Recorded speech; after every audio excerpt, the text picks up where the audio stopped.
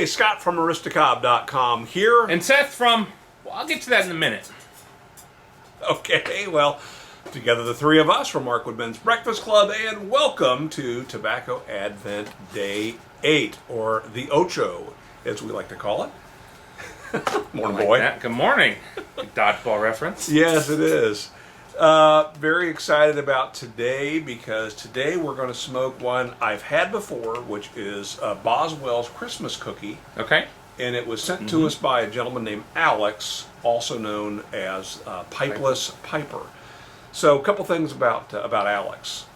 Been a long-time supporter and commenter on our channel.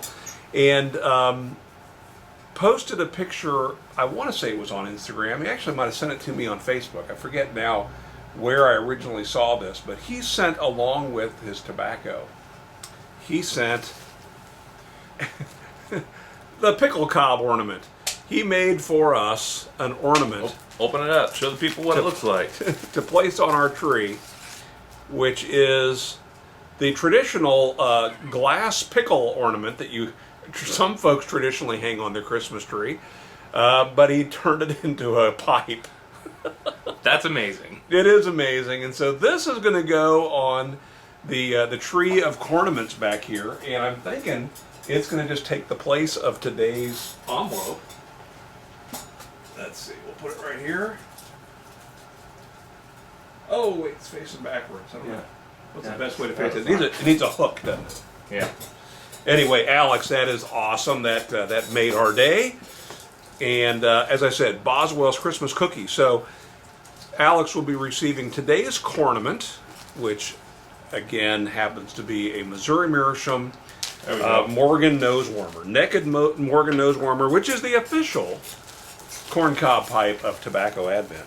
The official cornament. The official cornament, yes.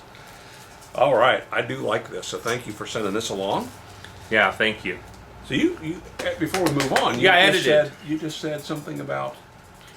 Yeah. So when we first started the Markwood Men's Breakfast Club years and years ago, he would always introduce himself as Scott from Aristocob.com, and it always felt odd introducing myself as I'm just Seth from nothing.com, and I own a bunch of URLs, but none of them are piping related. In fact, most of the ones that I own a couple of years ago were hacked by Russians. Wound up with a lot of weird stuff on the site, and so I own the URLs. You won't get hacked if you go there, probably, but they don't actually do anything.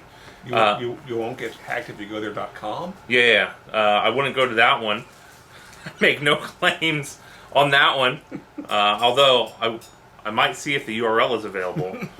And so URLs is one of the things that we have collected over some time. It's a disease. Say that, yeah.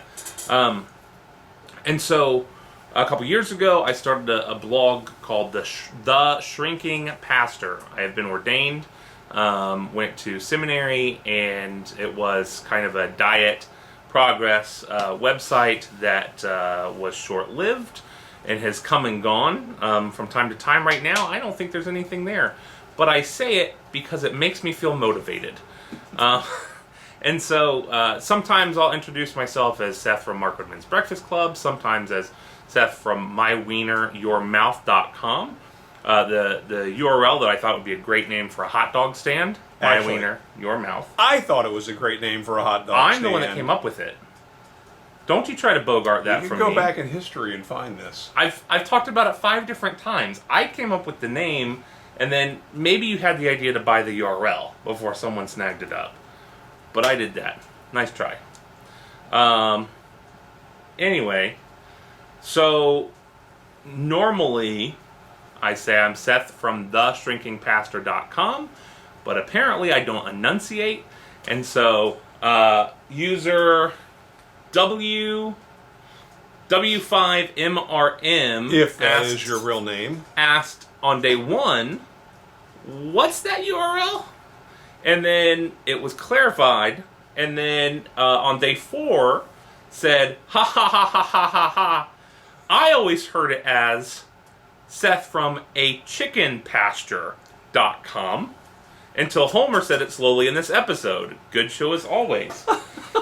So, I would encourage you to stop what you're doing at this moment, go ahead and pause the video, and go and visit achickenpasture.com and see where...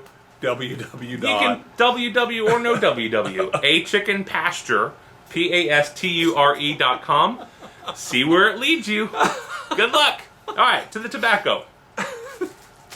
Thank you for the comment. Cost me $10. Actually, I do need to say, you know, we shot the first week all prior to my going to Denver for my sister's memorial, which, by the way, was fantastic. And so we're just getting back to it. And when I arrived home, the folks that had been watching the first several days really got on the stick and sent us a bunch of tobacco. And many of you from even before that. Yeah, we're still short at this moment. We're still short. I can still say there's time to get a tobacco sample or two into us, and we'll be able to include it before Christmas. But thank you, folks, for getting on that and getting us some samples. We really do appreciate it. We only need, I would say, about an ounce-ish. Enough to fill 2 of these small pipes. And those who do send those will receive one of our ornaments. And those of you who do send more, thank you. We typically just use that as our stash to smoke out of during the year of Markleman's during the Breakfast Club. videos. We'll talk about it, yeah. So, all right, so let's get to today's question from the stack, the bouquet of questions. All right. Our daily question is: when you close your eyes and think of your happy place, where is it? You immediately thought of Happy Gilmore, didn't you? You immediately thought of Happy Gilmore, probably. I did. In the happy place with Chubbs in his one hand. No, he has 2 hands in the happy place. And the alligator's there, too. And midget cowboys on bicycle. And on stick horses. Yeah, and the gal with the beer steins. Yes. Big steins. Mm-hmm. And grandmother winning the lottery. Mm-hmm. I don't think like that, but okay, let's pretend that I'm thinking about my happy place. Where would that be? I guess I imagine spending more time in my shop. I certainly think about spending more time with my grandkids. But as I'm dreaming and scheming and thinking about what could I accomplish and should I accomplish more of, it's more time in the shop. Yeah. Now, part of that thinking is now thinking about incorporating the grandkids into the shop and doing things with them. I was talking to my oldest grandson, Smuckers, about that very thing last night. Yeah. So I'd say that it'd be my shop. And I now have this shop, and in the new home where we are in the process of moving into, we'll have half of a 2-car garage dedicated for quick access woodworking. Yeah. And spending time with the grandkids. So this shop we're going to continue to rent. People ask about that, about us being in my basement. This is a shop that I rent. It was a wood cabinet making shop for many years, and then I rent it. They ask about my van too on my channel, the original Not rented. channel. Owns that. Ask about it. So is that your work van? No, Yeah. not my work van. It was someone's work van once, but not anymore. Yeah. Yeah. For my happy place, I default to a hobby, though mine is different than yours.